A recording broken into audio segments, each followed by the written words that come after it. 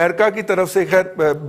وہ تائیوان کے پاس لا کے ایک بحری بیڑا کھڑا کرنا اور دوسرا ساؤتھ ایسٹ جو چائنا ہے، صدرن چائنا کے جو سمندر ہے اس کے اندر کھڑا کرنا، اور اب یہ خبر جاری کرنا ان کی اپنی یوٹیوب چینل کے اوپر کہ 92 جو ہے وہ طیارے، ٹینک اور پرسنل کیریئر جو ہیں وہ رشیا اور امریکہ نے بائی ایئر لفٹ کر کے انڈیا کو ڈیلیور کر دیے ہیں۔ اس کے اندر پتہ نہیں اب ان کی طرف سے جاری ہوئی ہے، اور جاری کرنا بڑا معنی خیز ہے۔ یہ کیا میسج ہے جی اس وقت؟ اگر یہ صورتحال دیکھی جائے تو کیا پھر دوبارہ چائنا کے ساتھ کوئی ٹھوک ٹھوک شروع ہوگی؟ اس وقت سب سے بڑا جو ڈیفنس ایکوپمنٹ پرچیزر ہے وہ انڈیا ہے رضوان رضی صاحب، اور جو گد ہیں اسلحہ بیچنے والے وہ اس کی معیشت کو نوچ رہے ہیں، اور مودی اپنے ایجنڈے کے تحت آپ کہہ لیں اپنی انٹیلیجنس کے اوپر ریلائی کر کے ایک بڑا کھیل کھیل رہا ہے کہ رافیل بھی خرید لو، فلانی چیز بھی خرید لو، اسرائیل سے جو ہے وہ نگرانی کرنے والے وہ جو کھلونے ہوتے ہیں وہ بھی خرید لو، سارا کوئی گنے فلاں جگہ سے خرید لو، جہاں سے جو ملتا ہے مارکیٹ سے، رشیا سے، امریکہ سے، فرانس سے، اسرائیل سے یہ اٹھائے جا رہے ہیں۔ اب رہ گئی بات کہ جی اس کی یوٹیلائزیشن کیا ہوگی، اور کیا واقعی اس طرح کی صورتحال ہے کہ اس کے استعمال کی نوبت آ جائے۔ دیکھیں چائنا کی جو پالیسی تھی نان کنفرنٹیشن کی ایک عرصے سے چلی آ رہی، وہ ابھی تک اس کے اوپر جو ہے وہ کمیٹڈ ہے، اور نہیں چاہ رہا کہ کسی جگہ پہ الجھ کے وہ اپنی جو معیشت کی جو رفتار ہے اس کو نقصان پہنچے۔ اب اگر آپ دیکھیں پورا پلان کر کے جس طرح گھیرا گیا چین کو، ان کی معیشت کو نقصان پہنچانے کے لیے انڈیا کے اندر جو ہے ان کی کمپنیز کو بین کیا جا رہا ہے، امریکہ کے اندر کیا جا رہا ہے، باہر جو ہے ان کے پروجیکٹ کینسل ہو رہے ہیں، ہواوے کے حوالے سے جو ہے وہ معاملات اٹھ رہے ہیں۔ تو یہ وہ بیسیکلی یہ وہ خوف ہے جو کہ امریکہ اور اس کے الائز کے اندر پایا جاتا ہے، ان کی جو ایمرجنگ اکنامک پاور ہے چائنا کی، اور خطے کے اندر جو بدلتی ہوئی صورتحال ہے، جس طرح سے یہ ایران کو ساتھ لے کے چل رہا ہے، پاکستان میں پروجیکٹ چل رہا ہے، پھر نیپال کو ساتھ ملایا، رشیا کے ساتھ کلوز ٹائز ہیں، تو بیسیکلی اب یہ جو ایک آپ کہہ لیں ردم بنا تھا، اس کو خراب کرنے کے لیے ایک نئی کوشش جو ہے وہ شروع ہوئی ہے، اور اس میں جو مختلف ممالک ہیں ان کو ڈکٹیٹ کرنے کی کوشش کی جا رہی ہے، جن میں خود ہم پاکستان بھی شامل ہے کہ جی آپ ایک سائڈ چن لیں۔ جو واضح میسیجز اور اشارے سگنلز آ رہے ہیں وہ اسی لیول کے آ رہے ہیں۔ تو دیکھیں یہ ساری صورتحال کے اندر انڈیا جو ہے اسکیپ گوٹ بننے جا رہا ہے بنیادی طور پہ۔ ان کی معیشت جو ہے ایک تو ان کو اسلحہ بیچیں گے، اپنی ڈوبتی ہوئی معیشتوں کو سہارا دیں گے، اور اس میں سب سے زیادہ جو افیکٹ ہوگا اس ساری صورتحال کا وہ ایک عام انڈین ہوگا، جس کے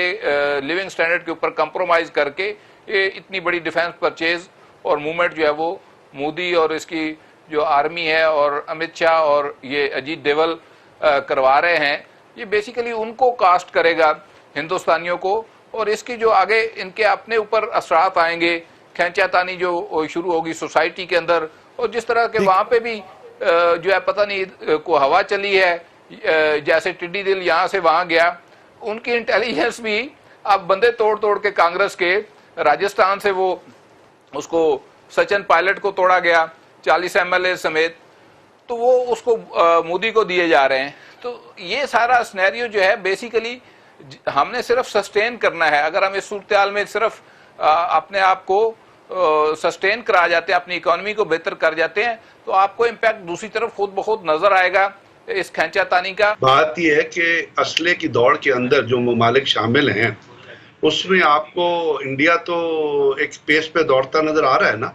کہ رشیا سے اگر وہ ایئر ڈیفنس سسٹم لینا چاہتے ہیں تو وہ ایئر ڈیفنس سسٹم کیوں لینا چاہتے ہیں؟ اس لیے کہ چائنیز نے جو میزائل بنائے ہیں اور جن کی انہوں نے ڈسپلے بھی کیا ہے، وہ ہر قسم کے ایئر ڈیفنس سسٹم کو پینیٹریٹ کر سکتے ہیں۔ تو انڈیا اسلحہ تو جمع کرنا چاہتا ہے، اور اسی لیے آپ دیکھیے کہ اس کے کانٹریکٹ جو ہیں وہ صرف امریکہ کے ساتھ نہیں بلکہ باقی ممالک کے ساتھ بھی ہو رہے ہیں۔ اب جو وہ اسلحہ جمع اس وقت جو بات چیت ہو رہی ہے وہ یہ ہے کہ کیونکہ چین زیادہ تر اکانومی کی باقی اکانومیز ڈیولپ نہیں ہو رہی، یعنی اگر چین صرف افغانستان نہیں دنیا میں باقی جگہ جائیں، اکنامیکلی جس طرح وہ انویسٹ کر رہا ہے، آپ اس کو کاؤنٹر کرنے کے لیے کیا پالیسی اپنائیں گے؟ اس کو کاؤنٹر کرنے کے لیے یا تو آپ اپنی اکانومی کو اس لیول پہ لے کے آئیں، اگر اکانومی کو نہیں لے کے آئیں تو وہ ملک جو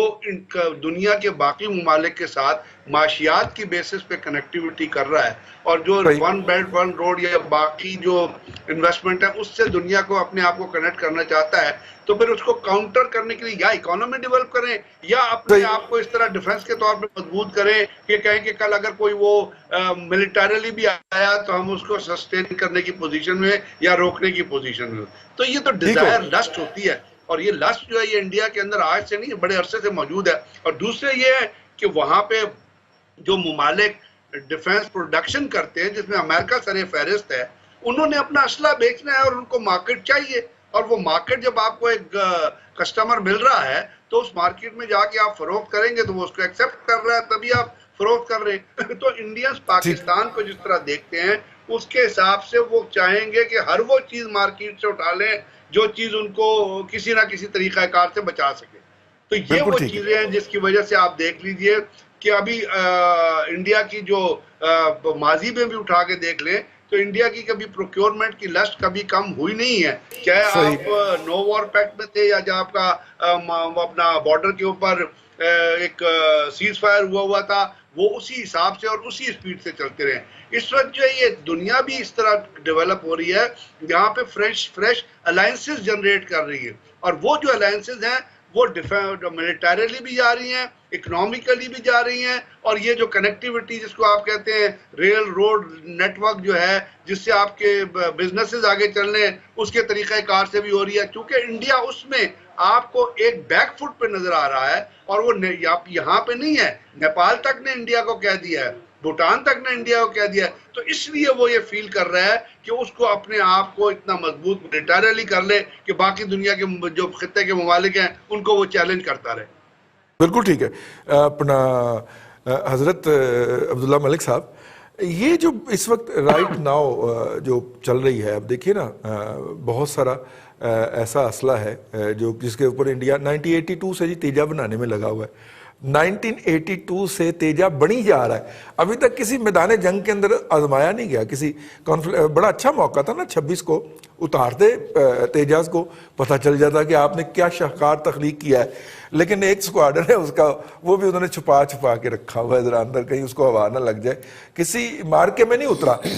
نمائشوں میں جاتا رہتا ہے. میرا مطلب ہے کہ بائی پاس وغیرہ میں شریک ہوتا رہتا ہے. اسی طرح کئی باقی کا مسئلہ ہے ان کا. تو بہت زیادہ گیپ ہے انڈیا کو اپنی اوورآل ڈیفنس ٹیکنالوجی کو اپ گریڈ کرنے میں، اور وہ گیپ اتنا زیادہ ہے کہ بہت زیادہ جو ارب ڈالر ہوں گے، کئی 100 ارب ڈالر جو ہیں وہ اس میں جھونکنا پڑیں گے. ادروائز جو ہے وہ حال والے بھی جو ہیں وہ ہیلی کاپٹر تو اچھے بنا لیتے ہیں، طیارے اچھے نہیں بناتے. ہندوستان ایروناٹیکل والے جو ہیں تو لے دے کے پھر سر وہی ہوگا جو اب تک ہوا ہے کہ اسلحہ بھی لیں گے اور مار بھی کھائیں گے. اس میں کوئی شک نہیں ہے. دیکھ ہمارا پڑوسی ملک اسلحے کے لحاظ سے اس خطے میں مضبوط ترین ہے، جو ہمارے جو چھوٹے ممالک میں ساؤتھ ایشیا میں. لیکن میں آپ کو ایک بات بڑی اہم کر لوں، جو ایشو بڑا اہم ہو گیا. دیکھیں پچھلی 2 دہائیوں میں امریکہ نے افغانستان، عراق، لیبیا، شام، مصر، ایران، جنوبی کوریا تک کیا کیا کہ تباہی کے دہانے پر ان کو لے گیا اور اپنے تمام کا تمام مسئلہ، انرجیز، معیشت وہاں جھونکی. اور جہاں امریکہ ان ممالک کے ساتھ صف رہا تھا اور دوستی کے تقاضے پورے کرتا انڈیا اور اسرائیل کے ساتھ، اور یہ وہ ممالک تھے جو اس کے لیے کوئی اتنی بڑی پرفارمنس دے نہیں رہے تھے. انہی حالات میں جو چائنا تھا، چائنا نے پچھلی 2 دہائیوں میں اپنی معیشت کو ساؤتھ افریقہ، لاطینی امریکہ، ہمارے ساؤتھ ایشیا میں اور یہ جو ہمارے رشین سٹیٹ ہیں، اپنے کاروبار کو بڑھایا، سنتیں لگائیں اور 20-30 سالوں کے معاہدے کیے. اور آج دنیا میں نہ صرف ایمرجنگ بلکہ ایک سپر ورلڈ طاقت کے طور پر چائنا ابھرا ہے. اور دوسری اہم بات یہ ہے کہ چائنا نے اپنے پڑوسی ممالک کے ساتھ، خواہ وہ انڈیا ہو جس کے ساتھ اس کے شدید ترین ماضی کے بھی اختلافات رہے ہیں، موجودہ بھی رہے ہیں، دوستی کی، اور نہ صرف دوستی کی بلکہ ٹریڈ بڑھائی ہے. اور یہی تقاضا ہے کہ آج امریکہ جو ڈیفنس کے اور اسلحے کی بنیاد پر طاقت کے زور پر دوسرے ممالک پہ حملہ کیا کرتا تھا، لوگوں کو الائے کیا کرتا تھا، آج ایسولیشن، اور نہ صرف ایسولیشن بلکہ اس کے اندر اپنے اندر ملک کے اندر سے ایسی لہریں اور ایسی اٹھ رہی ہیں آوازیں کہ شاید رشیا جیسے حالات وہاں بھی ہو جائیں.